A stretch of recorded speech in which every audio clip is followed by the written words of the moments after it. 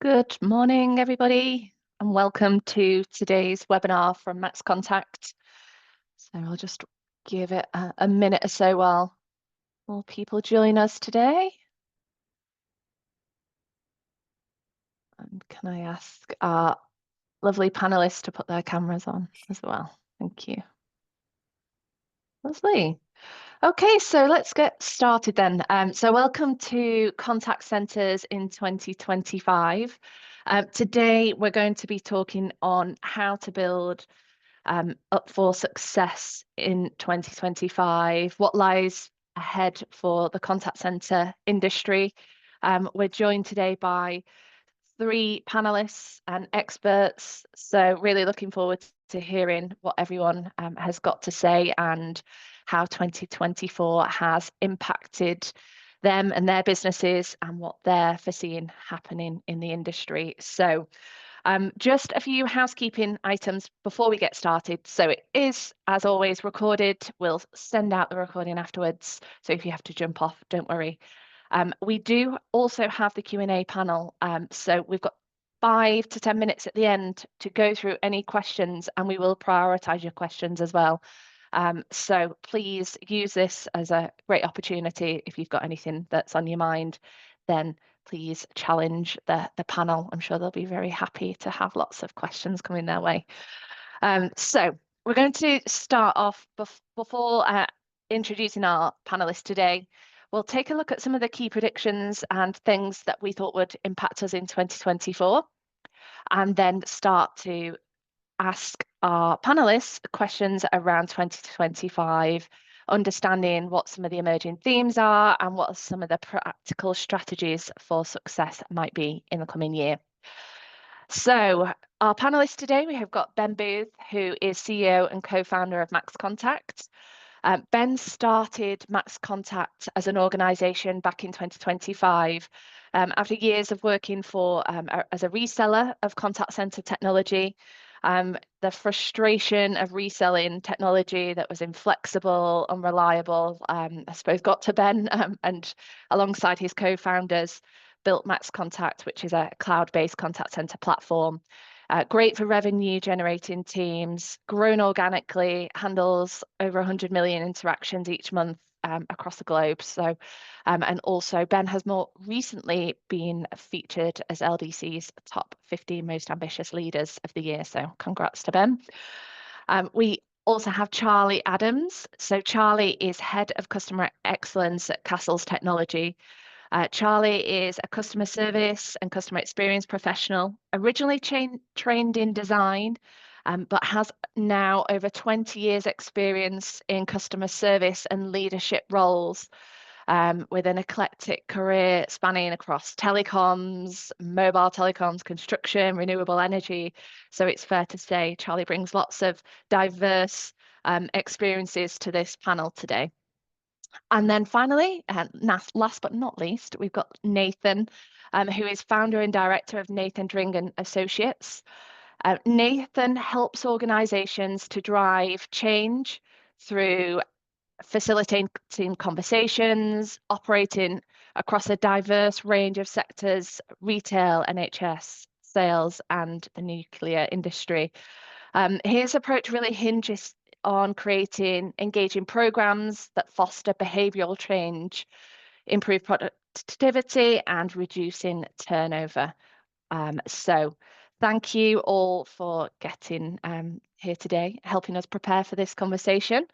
And we'll come to you shortly with some questions. So before we get to 2025, we're just going to spend 5 minutes just quickly reflecting on some of the top trends that 2024 brought us. So this is our last webinar of the year as well. So it's a good time to reflect on some of these trends.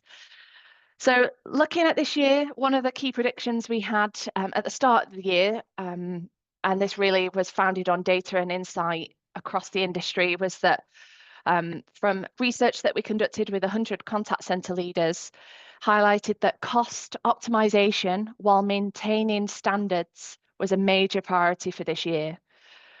We looked at different ways that this could be tackled, whether that's adoption of digital tools to help contact center leaders streamline processes or efficiently manage resources more in a better way, or perhaps giving agents time, information that they might need to make the best out of their interactions and create better customer outcomes from the interactions that they're having. The second priority and trend that we predicted, which I think most people have, but AI would evolve and spread significantly across the contact center industry. So there's tons and tons of research and different perspectives on this out there right now.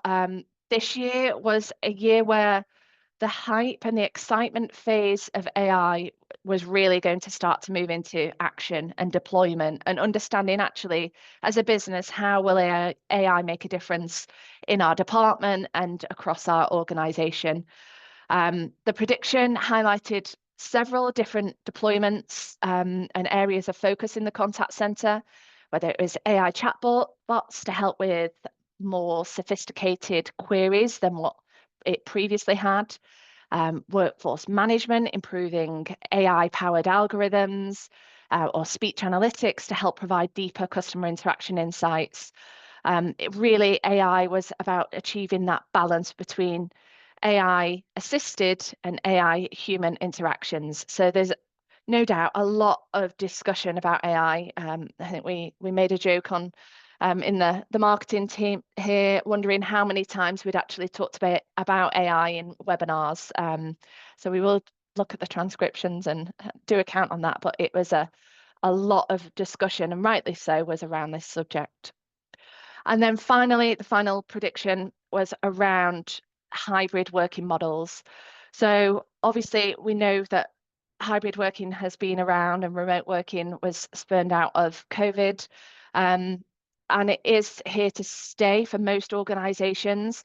CCMA research showed us that 98% of contact leaders expect their teams to work hybrid or fully remote. You can see here what the research shows. The majority are opting for a hybrid working environment. So really, it was understanding how in a hybrid world would that continue to impact the contact center from a technology perspective, remote training, strengthening security policies, fostering team collaboration and culture. How as organizations are we dealing with hybrid working? And I think there's lots of opportunities and challenges that we can encounter along the way. So just to cap off 2024, we would like to ask everybody a question and launch a poll, which will pop up on your screen in a moment. So out of the 2024 trends, cost reduction while maintaining service quality, AI adoption, or refining hybrid working, which one did you focus the most on this year? And let's have a look at these answers in a moment. And it would be really great to hear from anyone who is putting none of the above.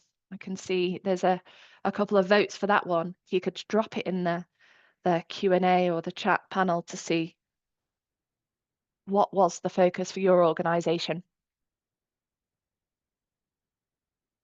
Fairly equal right now.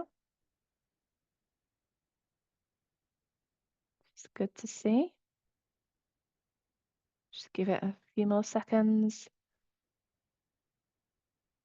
And then hopefully everyone can see those results on screen there.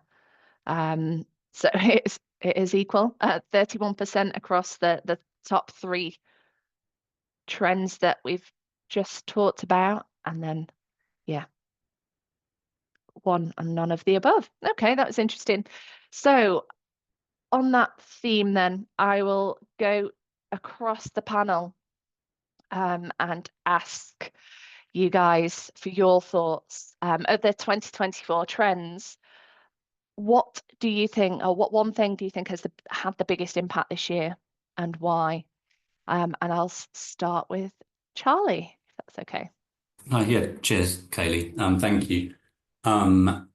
And yeah, firstly, I've got to make a mental note to take the 20 years experience off my profile because it makes me sound old. Obviously, I am old. It makes me sound old. But yeah, I think it's surprising, but it isn't surprising that it's equal across the board. So I guess every business has their own priorities and everyone's on a different point in their journey. I did kind of expect, especially from my experience, to see AI adoption up there, but I guess a lot of my journey this year, as many companies, is still in the learning phase and testing phase before they really go full in with AI. So yeah, AI adoption, if it's not up there for 24, it should be for 25. Thanks, Charlie. Um, Nathan? Um, I think cost reduction is quite a big one because there's obviously a pinch everywhere on everyone's wallets and organizations being pinched, and quite often they'll look to, well, where can we cut back?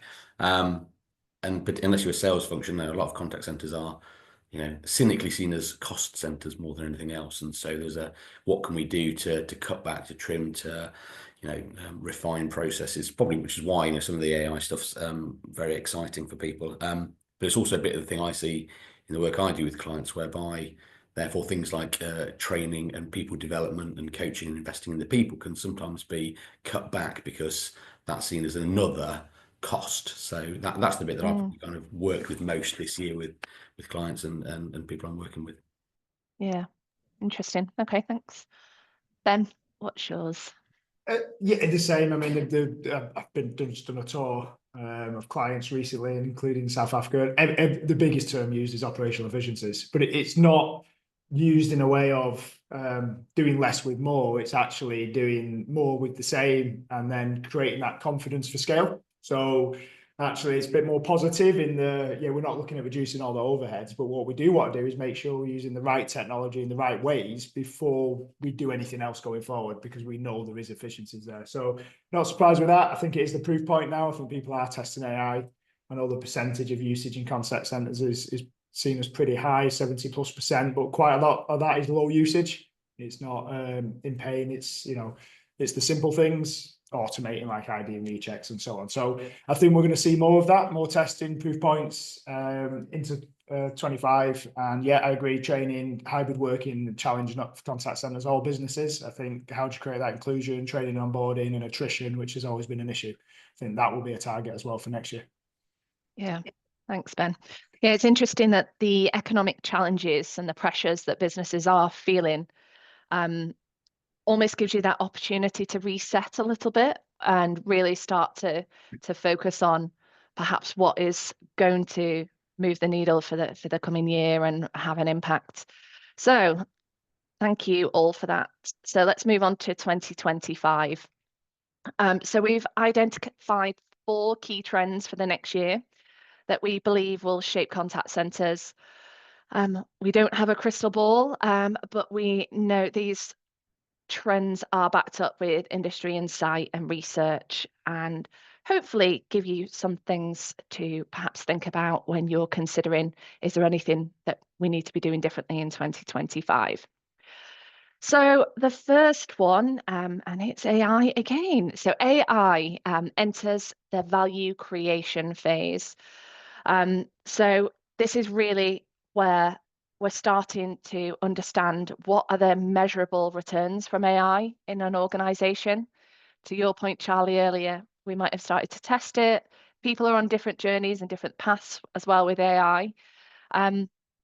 But it really needs to start to add some value, and whether that's financial or efficiencies saved, it's how do we measure this as organizations to warrant the processes and the people and the budgetary investment in AI technology.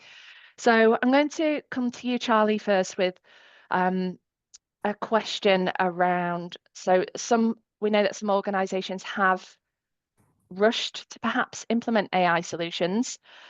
From a customer excellence perspective, what should customer contact centers focus on to ensure AI delivers value in 2025 from your experience? Cheers, thank you. Yeah, you're right. Many organizations for years now have been rushing on this gold rush to try and get AI in. And this because they've got this FOMO or whatever Gen Z call it, the fear of being left behind. They see other businesses apparently doing it and they think, oh, we better do this as well. And then they implement it before knowing if they should, or if reviewing how they could, or where it can add real value. And it leads to there being a bad reputation for AI. Because when you look at chatbots, for example, outside of this sphere that we're all in, this nice customer service, customer experience sphere, if you ask the general public, they've either got a direct experience of a bad chatbot or indirect from their mates, or they just understand the bad sentiment. So we've got a real uphill battle when adding AI as a value add-in tool into contact centers. And then there's horrible examples where chatbots, DPD, I think, was swearing at customers. Google's Gemini, it's a horrible one that said, ask someone to please die. So it's really not helping our cause.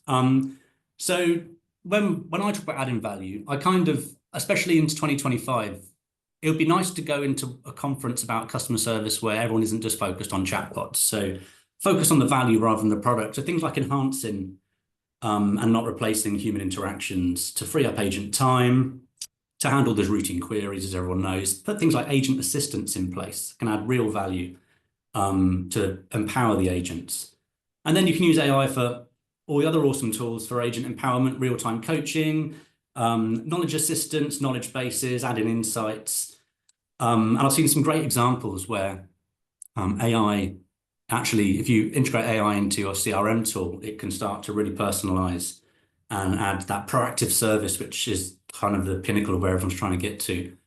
I think a great example is I saw a company that had really gone deep in with AI, that had got AI within their QA tool, within their CRM tool, within their learning and development tool. And the way they described how it was working for them, and again, whilst they'd gone deep in, they were still testing how it worked. All the AI was speaking to one another. So the QA was listening to 100% of the calls, and when it spotted there was a problem or an issue that needed coaching, it would work with the L&D system to create the coaching, and then it would work with the workforce management system to book it in before any human needed to get involved. And the only time a human would understand is because the team leader would say, oh, agent X is doing some coaching, and they wouldn't have to book anything in. They wouldn't have to have a conversation with workforce management. And it's starting to add real value and real value to obviously the output for the customer experience the other end. But above all, I guess the point I want to make is with any technology solution, just make sure it's designing it with a customer-centric solution in mind. Don't just go adding AI for the sake of it. But yeah, that's my take on it. Yeah, thanks, Charlie. So the planning phase of technology, obviously we can all test different tools and platforms, but really understanding from a customer side of things, what is it that you're trying to achieve, planning that journey, and where actually the introduction of AI can help with the integration or the process that customers are going through. No, absolutely. I think, yeah, that's the right point, is reviewing the customer journey and what the customer wants as their outcome. What is it they want to achieve? What is it they expect from you as a business? Make sure you're looking back at that before you even try and force AI into it. Yeah. Thank you. So Ben, as a technology provider, obviously of AI as well, where do you see the biggest opportunities for AI and automation working together in contact centers in the coming year? Yeah, I mean, Charlie's touched on a few there. So we're seeing early adoption where it creates value. And I just want to touch on a point you said there where it's empowerment, not replacement.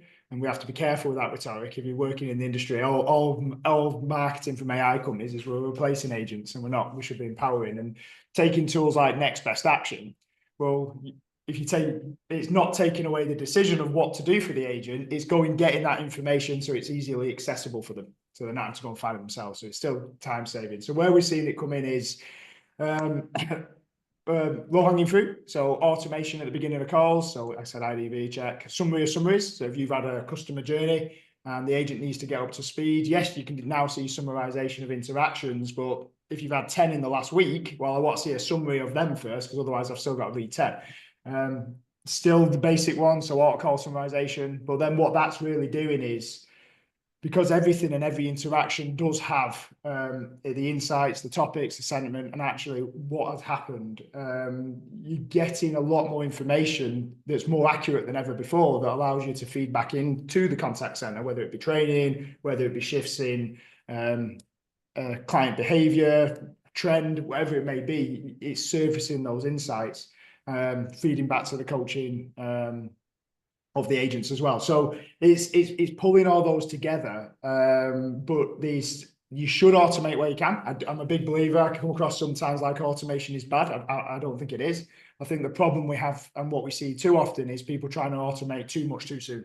And that tends to be the problem. That's where the value then drops. We're starting to see in technology now how do you measure when to bring human back into the loop? Because if you're sending everyone down an automation path, actually we're starting to see new metrics, which I know we're going to get on, where how long do you go through that path before it's not the preferred path and you bring a human in? So rather than having average speed of answer, now you've got average speed of exit, I suppose, of these automations. So we're all learning the technologies and seeing how it's used and how do we get to those successful outcomes, because you can have automated technology that doesn't lead to successful outcomes for the client or a bad experience. And it's just making sure that this all fits together in a sensible way, because we've, like you said earlier, we've been on this hype now. The hype's ending. The hype's ended. We've all got over ChatGPT. We've all played with it. We all know it adds value, but we also know what it can't do. Now it's where it delivers value into the contact center, both for the business operationally, but also for the customers. And we're just going to start seeing that testing. I think there's going to be a lot of testing this year. Thanks, Ben. So over to the people side of things, Nathan, how can contact center leaders ensure that teams are embracing AI technology or implementations in the coming year, if that is on the plan and the roadmap? It has to be down to the quality of the communication, but also getting into, and it's a thing people have heard many times, just help people understand why this is helpful and why it's coming in. Because to the point that Ben made, tech companies are going, it will replace all of you. You've got the likes of Piers Lynn going, we don't need contact center people anymore. It's all just going to be tech. Charlie made the point that everyone's got a bad news story, right? And it's gone terribly wrong. And as human beings, we're 7 times more likely to share a bad news story than a good news story. So people are being bombarded with, that was a terrible experience, and by the way, you're not going to be needed. And then someone comes in and says, oh, we're bringing in AI in 2025.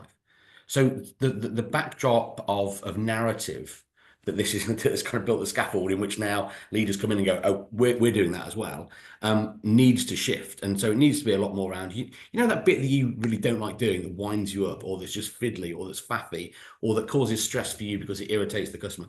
AI can take that bit off you.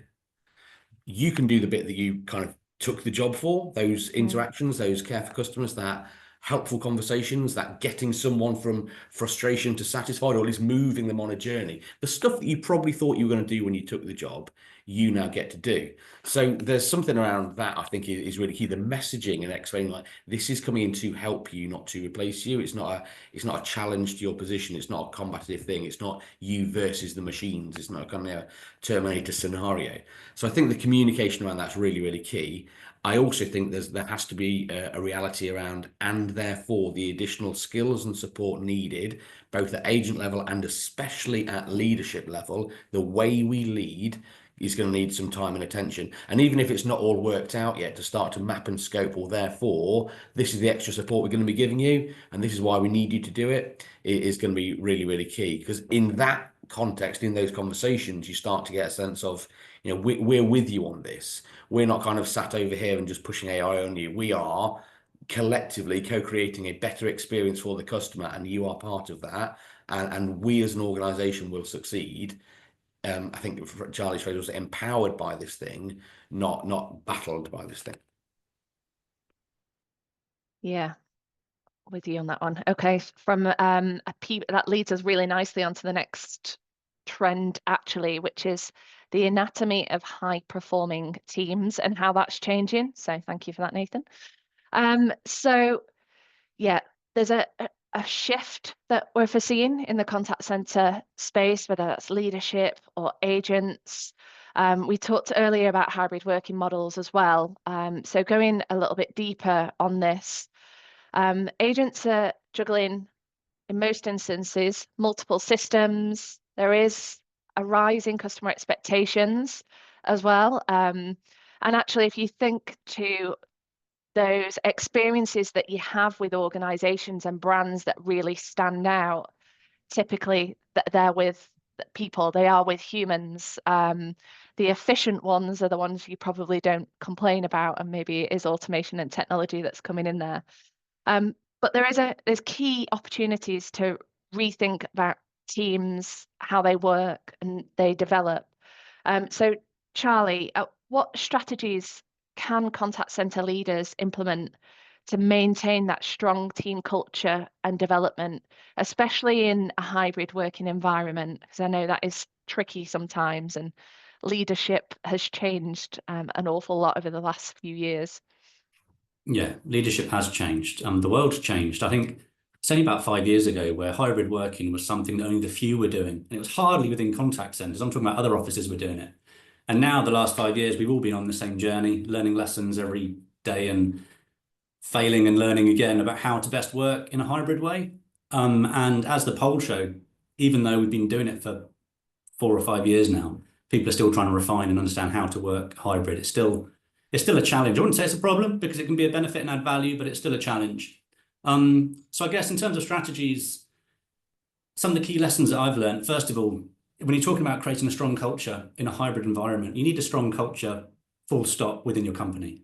You can't just try and create one if it doesn't already exist, in the office and across the company. So make sure there's obvious things like a purpose in place, values linked to the purpose, make sure there's aligned goals, aligned objectives. So when you have someone sat at home one end of the country and someone sat at home the other end of the country, they're both working together for the same common cause and understand why they're working.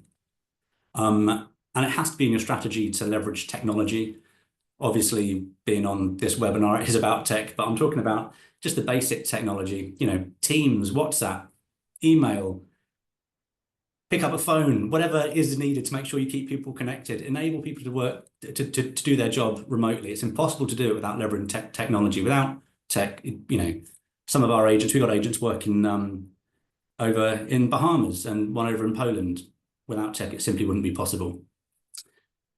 And a big one for me, and kind of stepping away from the tech, when I think about hybrid working, and one of the challenges we had, it was managing and supporting people's health, supporting people's physical health, and importantly, supporting their mental health. So you've got to remember, when you've got a contact center, it's not a group of people that all have a lush home office sat around the country with all the space they need. They're sat in the corner of their bed on a laptop in a shared house or in their parents' house trying to find space to work. And sometimes we wrongly think, oh, we offer hybrid working, therefore they've got the flexibility, but they don't. They find it really hard to balance. So you really have to consider not only obvious things like wellness programs, which if you don't have one, there's no excuse. You can just get an app or something. It's easy these days. But then make sure that you're balancing the breaks. Make sure you're balancing their shifts. Make sure you're balancing their work tasks so they're not working, doing the same job day in, day out. It's really important in today's contact center, especially hybrid, that you're balancing this. But when you're talking about strategy, it just comes down to communication and transparency. I think the thing that people got wrong in the start was people didn't trust each other and people didn't communicate or weren't transparent enough. These days, trust, empowerment, and transparency are key. And you build that through just basic setup you'd expect from within a contact center. So regular coaching, regular one-to-ones, regular team meetings, make sure expectations are aligned, make sure goals and purpose are aligned.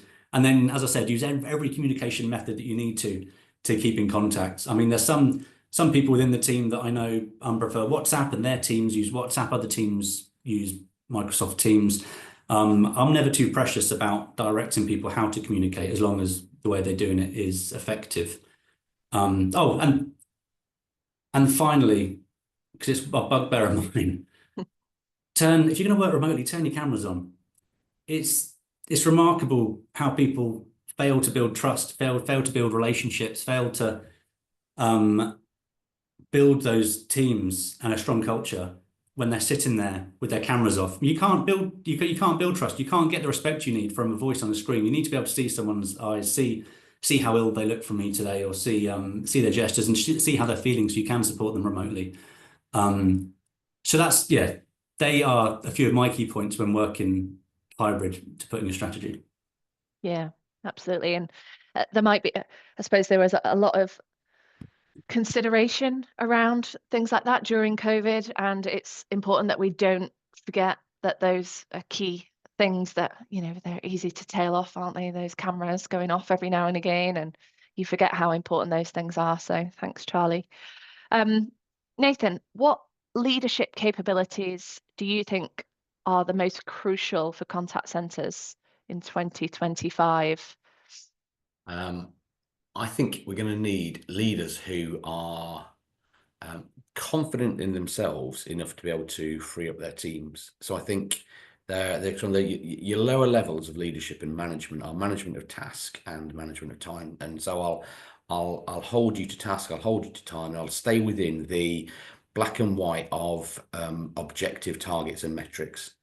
The challenge of that is that we're not logical beings. We're emotional beings who we rationalize things based on the emotions we feel. And so leaders who cannot step into understanding and challenging behaviors are going to really struggle. And so I think you're going to need leaders who can build high performing teams, so who generate trust and who intentionally do the things to build trust, who intentionally do the things that will create an environment whereby challenging conflict's okay, and we're good with that, who don't hold people to the absolute of metrics, but actually more kind of create a safe space in which we're like, I need you to get an outcome and I trust you to get on with it, rather than everything being prescriptive. And because I think increasingly, particularly with AI taking perhaps more transactional functions, you're going to start to get actually the ones that need a bit of creative thinking, that needs a bit of latitude, a bit of innovation, are going to be things that we might be expecting of agents. And if you've got managers who are used to managing to task and to the black and white of, really tight targets and metrics, then I think they're going to struggle. The challenge, though, is that to start to get into the murky greyness of emotions, which, let's face it, drives about 80% of human behavior, you're going to need to be prepared to do that. You're going to need to know how to have those conversations, know how to challenge, know how to give feedback, know when to pull back. To Charlie's point, know when actually this is a conversation about well-being, not about task. And I think in a lot of organizations, you see it in the language where we talk about inputs, outputs, dials, needles, and we talk about a bunch of people as if they're a machine. And actually, leaders need to understand, well, how do I manage and lead and drive performance and connect in something that's actually complex and organic, not that is just a series of bits and widgets and levers, and it's not a mechanical thing. Someone can be on their A game one day, and then, to Charlie's point, they're sat at home doing their best and the Wi-Fi's gone down the street. It's not their fault. They can't do anything about it, but it's going to generate a stress in them. So we need leaders who are adaptive and can create psychological safety as well, so that people can be of their best and bring their best. But to do that, number one, they're going to need some leadership development. And the number of times I've known people who Friday I'm in the team, Monday I'm leading the team. Something magical happened on the Saturday and Sunday that equipped them to be a people leader. And they're going to struggle with that, particularly if they're leading people that they were part of. So there's going to need to be some investment in leadership development, just some of the basics, right? Also, leaders with emotional intelligence as well as IQ, I think is going to be really key and really critical. And a bit of courage and confidence in themselves, but all connected to, and as Charlie said, that kind of that strategy of, okay, so where are we going? Because if I know where we're going, I can create some latitude and say to the team, let's get us there. If I'm not sure, if I'm not connected to the strategy as much as I should be, the chances are I'm going to blag it and I'm going to bluff it and I'm going to just hold people in a really tight space so that I feel safe and it doesn't look bad on me. So I think that's a key thing. Also, so just to go back as well to Charlie's point about having strong cultures, I think every organization has a culture and every team does. It's just whether or not it's defined or default. And I think part of when you recognize the strategy is then saying, hey, so what culture do we need to have in order that we can be at our best? And we can be at our best every day. And I think a really easy thing for people to do with their teams is just say, if you had to define our culture now in 3 words, what would it be? And then if you had to define your culture in order that you can be at your best every day, what would that be? And see if there's a discrepancy. And then managers start to unpick that stuff and co-create with their teams the culture that enables everyone to be at their best more often. And it's not going to be every day. Let's get out of that. You're not going to be world class every day as it's good buzzwords, but it's garbage. But how can you be at your best more often? Yeah, I completely agree. And really good tip there around the 3 words, something that I might give a try after this call. So Ben, given what Nathan and Charlie have said around leadership skills and culture, do you think technology has a role to support and enhance leadership effectiveness? And if so, what would that be? Yeah, I mean, Charlie mentioned one earlier. It is, look, I agree with everything you said, but I also don't think it's changed that much. It's got that much more, a bit more challenging in hybrid. So, you know, when people come to work, do I know my purpose, how I make a difference? A big one at the moment that I need to be aware of, and I do want to touch on, is that am I safe? Do I feel safe in my job? With the mention of AI replacing all agents, and that is the rhetoric, am I safe in my job? And you need to remember, we haven't changed the squishy things over a long period of time, and this is how we all work. How technology can support it is it's the first time ever where we can. The technology's always been there. That's another thing. So all this technology, a lot of what we're talking about, it's evolved, but in the contact center space, it's been available. The difference is it's got better, and the cost to entry is lower. So we can use technology now we were talking the other day, someone asked me a question and said, well, with the technology in the real time and what we can hear, if we can hear there's been a bad experience on a call, I asked our staff, how long do you think it takes before an agent gets the next interaction? And on an outbound system, it's usually 20 to 30 seconds. On an inbound, if there's a queue, it's 1 to 2 seconds. This is why agents spend time in wrap, which affects the average handle time, which is why I don't like average handle time. So with technologies today, we can bring things in and we can listen to interactions. We can identify coaching needs, training needs. We can surface them up. We can also offer the break periods, the mental health parts that we've never been able to do before. And it's something that if you've ever, sat in call centers, listened to calls, it's a very tough job. And I always say I couldn't do it. It really is a tough job.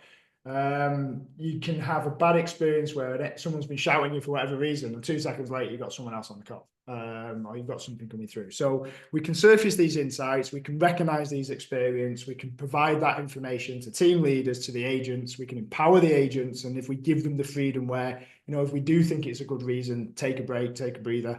And then that training, people come into this job, you mentioned, they don't come in to say they want to help people, they want to know that they're delivering value. And I think we can actually also show where they're delivering value with communication as well. I think communication is always key. What's my purpose? You've had this achievements today. We can feed that back more frequently than we've ever been able to do before, rather than a coaching session once every 2 weeks. So all these things with technology now are becoming possible. I think hybrid is challenging around it, but I also think it can drive it because it's making people realize when I was in the office, whether I sat next to my friend all day and had a meeting once every 2 weeks, was I still getting what I need? And now people are looking at when I'm at home and I might still have the same interaction, coaching sessions every 2 weeks. It's actually been identified that that's not enough.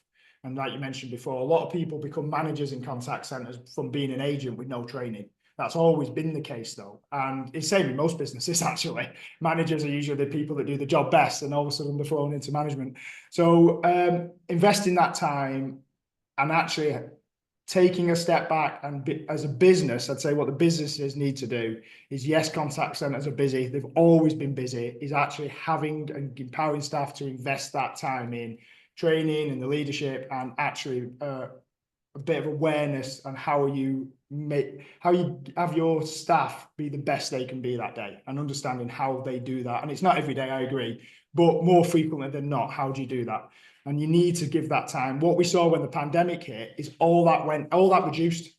You used to have 2-3 weeks onboarding. You used to have frequent training and probation reviews. It went to a 2-hour video, and you'd be lucky if you spoke to anyone in the first month. So it all got worse. It needs to go the other way. And technology, like I say, serves more insights than ever before. The only issue with it is it gives you more data than you've had ever before. So you need to be able to interpret that data and where you can use it best in the contact center. And that is now becoming one of the new challenges. I've got all this data at my fingertips. What do I actually do with it? And how do I use it? So I think that is a learning experience as well for new leaders and new managers that surface in contact centers, how to use that data, what to do with it, empower them to make choices and decisions, and sometimes to make sure they've had the training to do it. You mentioned constructive conversations. I think that's one of the areas basic training should always be done as you get promoted. How to have constructive conversations, how to recognize if it's performance or wellness, etc. And that quite often is crossed over, and they also come hand in hand. You know, if there's a performance dip in someone, it usually is tied not to performance but wellness. So how do new managers deal with those situations, and just giving them the tools to do so? Yeah, amazing. Great discussion on this topic, so thank you. Moving on to the next trend is around cost efficiencies while driving growth or driving the outcomes that you're looking to achieve.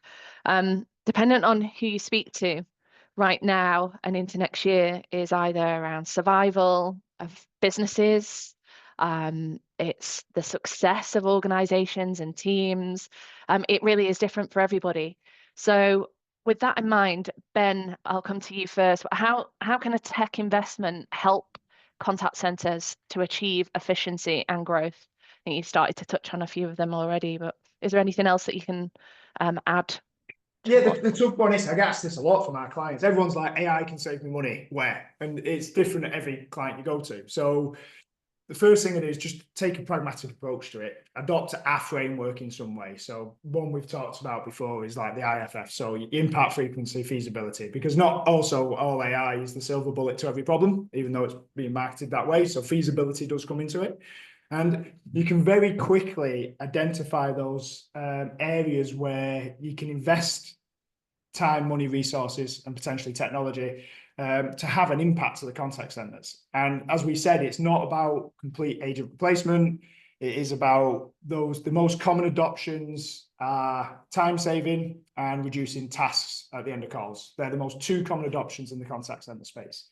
You mentioned before, there's a bit of a fear missing out of AI. This isn't getting as adopted as fast as everyone is led to believe. I'll take Omni, for example. There's still about 40% of contact centers in Europe that don't use web chat and email. And that's been around a long time. So it's about taking that approach on what the problems we're trying to solve, how we're going to measure that we've solved those problems with the adoption of technology, because that's another problem we have when we talk to clients. What is the outcome you're looking for with this adoption of technology? Not just it's going to save us money. So take a framework, look at the technology that's out there, look at the wins, speak to the agents. I say this a lot. It's the most common. They have most of the answers. I used to do implementations, and I used to get told by the managers what they thought they wanted. And then I'd go and speak to the agents about what they really want and the problems were. And I'd find out as much from the agents as I did from the perception of the managers in the business. So what are the challenges they're facing? Where did they think value can be added? And start there in a pragmatic approach. Don't try and get to the destination before you start that journey. Take it step by step, prove value, think about how you communicate that into the contact center. We're not looking to replace all your jobs. We're going to add in, we're going to prove value, we're going to show you that it works and makes your lives better. And then you just start on that journey and go from there. Yeah, amazing. I'll move on to the final point now, and it's around performance metrics and will they be reimagined? I think it follows on from what we've been talking about, trust, safe spaces, perhaps. And I'll come to Nathan first. So beyond the traditional KPIs, how can contact centers effectively measure and improve it? Behaviors or soft skills or even leadership qualities as well? Okay, perhaps rather contentiously, I would suggest you can't measure behaviors. So, because the stuff we start to get into here is the intangible stuff. You can see the outcomes of them happening properly. So let's say, so I'm away, like I'm in London, away overnight, got two young kids. If you said to me, Nathan, do your kids love you? And I pulled out a chart and went, well, it's 42% on Monday, and then it dipped very slightly because I gave them a rollicking tidy of the rooms. And you're looking at me like, no, Nathan, you've not grasped this at all. So the way we kind of talk about behavioral stuff is actually we evidence it through stories. So we can say, well, I can tell you some stories about that sort of stuff. Exactly the same in the workplace as well. So if we want to get more behaviors going on, the way we'll see the outcomes of it happening properly, but also we'll hear, or we should create an environment in which we can share the stories that evidence that behavior going on. And that's the way you also start to shape and shift culture. So let's say you like, we need more collaboration across all these teams because everyone's in their little silos. Fine. You could take time, and it kind of goes back to the cost efficiencies challenge. You could take time, everyone off your phones, we're going to go through a series of training on collaboration. And what's going to happen? Everyone's going to go in and go, yeah, I know. Yeah, I know what it is, and I know I should do it. Fine. And then they're going to go back to the desk and carry on as they were, because it's not a trained thing, because it doesn't tap into the logical stuff. They need to feel it and know it. And the way you can start to tap and change that is, well, if there are stories around great collaboration going on and people working really, really well together, the narrative gets out of this is a good thing for us, and therefore I'll start to do it. So the behavior shifts, and the shift of behavior is evidenced through story, through conversations, through outcomes, but it's not actually something you can measure, I don't think, contentiously, perhaps. Thanks, Nathan. Charlie, what are your thoughts? Can you balance operational metrics with customer experience metrics? Is it about stories? Is it anything else? I love the idea of stories. And I've already let Nathan know I'm going to steal that one about the kids and the chart, because that's a good way to tell it. But I think the hard thing is, and I guess I'll open the question back up to Nathan in a way, but the hard thing for me is to understand the stories definitely work on a ground floor level when you're managing behaviors. So if the team leader managing it, you can see the stories and understand it. But the hard thing is when you're talking about operational metrics, you still have a board and a C-suite that want to see some sort of figure. They want to understand, has our customer service improved? So on one side, you've got a team of people that never really look at that focus on stories. On the other side, you look at people that, yes, they like the stories, but they still want the number to show the board. So how do you find that balance, Nathan, or is it possible to find that balance? Yeah, yeah. It's a challenge. I think some of that looks at the way that people connect with work. So, and there generally are three ways that you would do it. There's a brilliant book, I'm trying to remember the author on this. We either connect logically, emotionally, or kind of a hybrid of the two. So a logical connection to work means that I'll do the right thing and I'm compliant and I do the right thing, because otherwise I get a rollicking and what have you.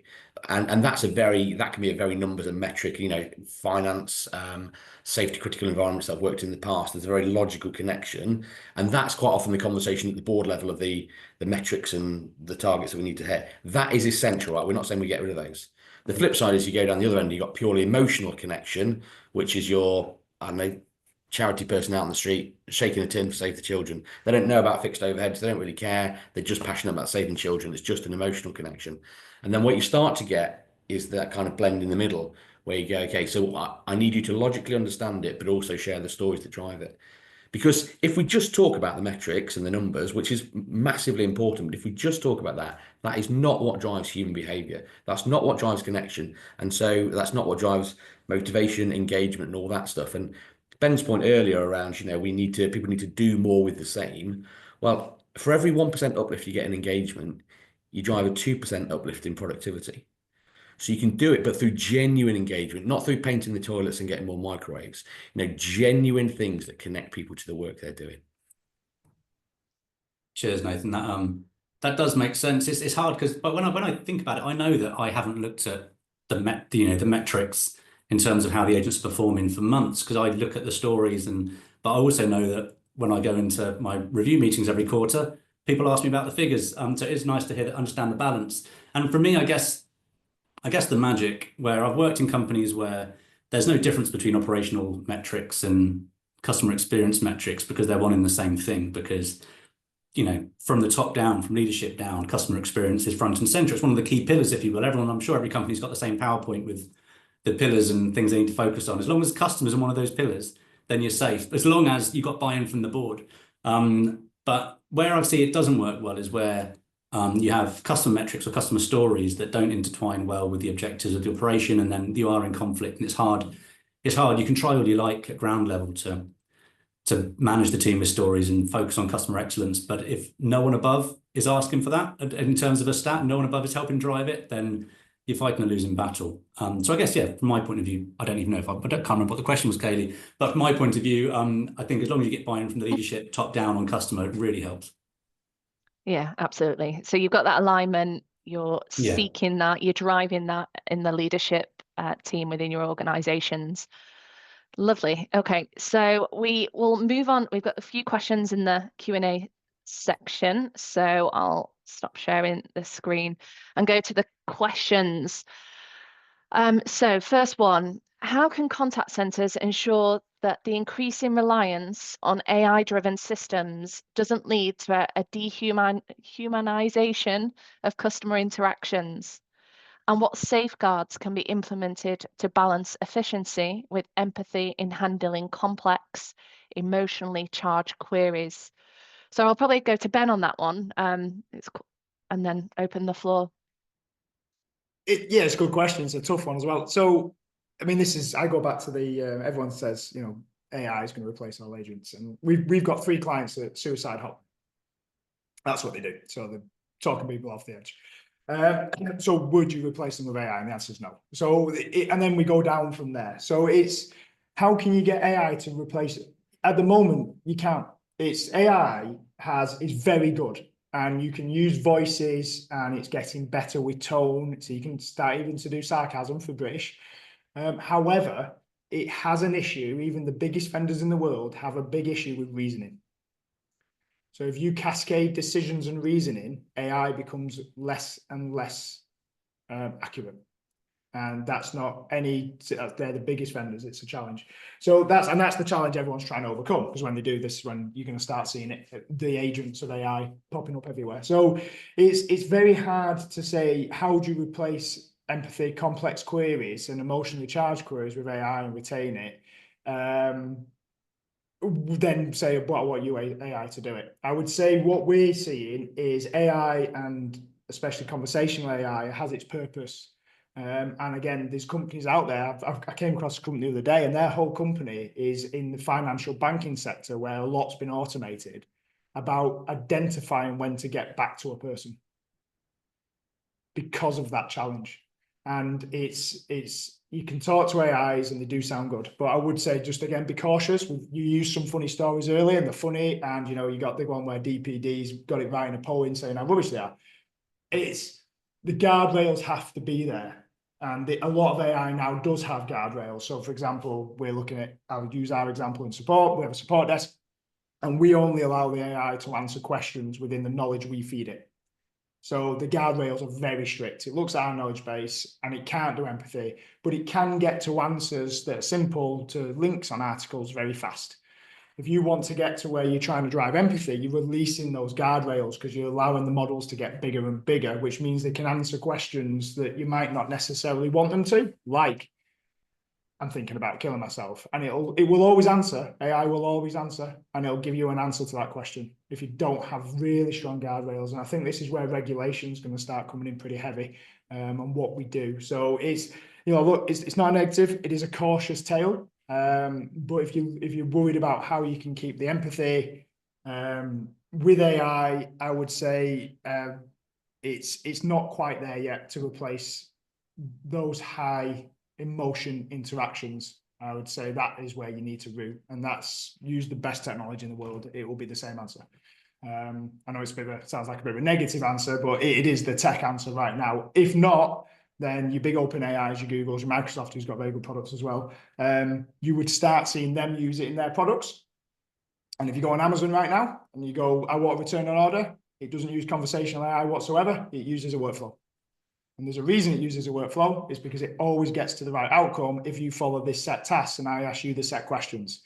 If you ask me what the problem was, and you ask Kay what the problem was, we would both use different language, and it can go off in different directions. And that's the problem with the technology right now. It is good. It's getting a lot better.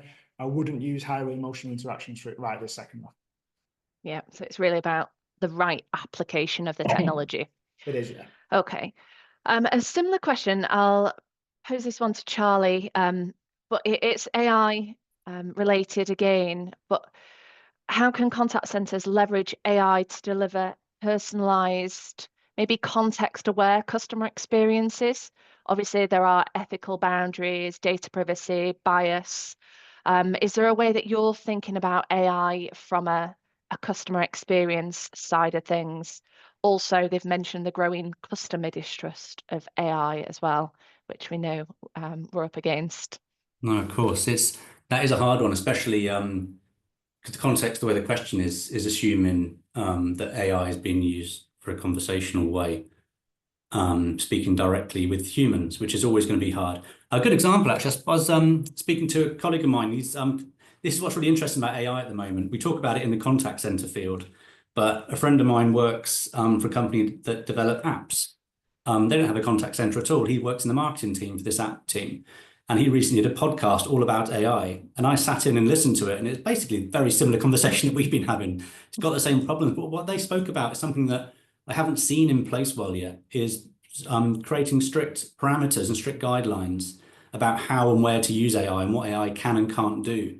And then protocols in place, so if AI does do something wrong, how we address that. For instance, we've got to remember that if AI says something, that's still you, that's still your company. You can't blame it on AI. So you've got to really make sure those rules and parameters are in place and understand the risk you're taking when you do implement AI in the first place. So absolutely, and I don't think, I definitely don't have an answer to that question. Great question, by the way. I think it's one that we probably have to tackle though through 2025. Because, and if there are any guidelines out there, if anyone does have any great guidelines, please send them to me because they'll be really useful to read. Thanks, Charlie. We'll just go with one more question. There are a couple that will follow up afterwards, but this final one is: recent market segmentation within our firm indicates that our audience skews younger, with a clear and consistent preference for digital engagement with the contact center team. Does this signal a broader decline in a traditional contact center model? Whoever wants to take this one can go for it. I'll chime in, not with anything scientific. It's more that I reckon, Yeah. and it'll be interesting. Maybe this is my prediction for 2025 and onwards. So in much the same way that you've got, food on shelves can be mass produced and stacked high and sold cheap, and then you've suddenly got a groundswell of farmers markets and a fresh delivery box to your door of vegetables and artisan bread and all that sort of jazz, because people don't mind spending a little bit more for something that feels a bit more special. I wonder if we'll get to a point where we have high AI contact centers in some environments where it's appropriate to do so, but there'll almost be with certain companies a distinction of, we don't use AI really, and they might a little bit, but they'll pretend they don't, and ours is all just high end, high quality care. And I wonder if that will become a bit of a distinguisher, and maybe even the bit that kind of people use as their go to market, choose us because look how much we care. So there'll be the farmers market equivalent. So my gut feel is it's not all going to go in this direction. And I wonder if we'll get that polarizing in order to be a distinctive organization where they are more, artisan bred. Yeah. One of the banks is already doing that. I've heard it on the radio, I forget which. We don't use any automation. This is a personal, not a business, because I've been doing 20 odd years, and every single report I've ever read says voice is going to die in the next 3 years. For 20 years, I've read that. And I go, when I was younger, the younger generation, I hated speaking to people. I wouldn't ask for their actions. I hated picking up the phone, ringing a contact center. I would have used email, and web chat wasn't a thing back then. But as I've got older, do you know what? I know if I want it sorted first time, I pick up the phone.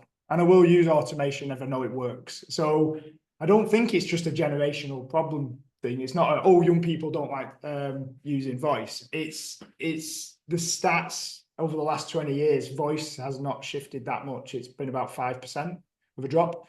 Email is by far the second biggest over anything else. So no one can predict the future if I could, but based on the last 20 years and what I've read, I think there will be a slight shift. I do, because the technology will get better. Do I think it will be seismic? No, I don't. Okay, thank you very much. So that brings us to a close. So we have run over slightly, so thanks for staying on and engaged. But thank you for joining. Thanks to Ben, Nathan and Charlie for today's discussion. We'll send over the summary and a link to rewatch the webinar.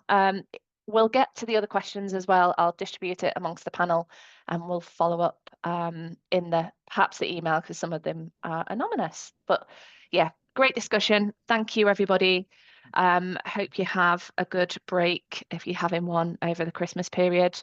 And we'll see you in the new year. Thank you. Thanks, guys.